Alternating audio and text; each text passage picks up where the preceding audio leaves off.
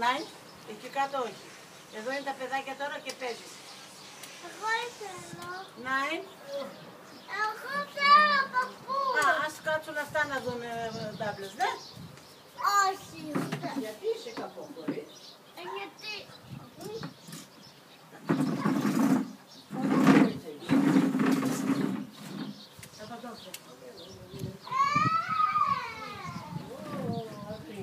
Γιατί την πειράζεις κι εσύ.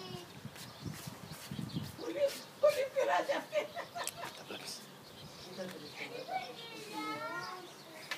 Δεν μας άκουσε ακόμα. Μπορείς όμως να περπατήσεις με αυτά. Όχι. Πόρα τα δικά σου. Αυτά δεν μπορείς ακόμα.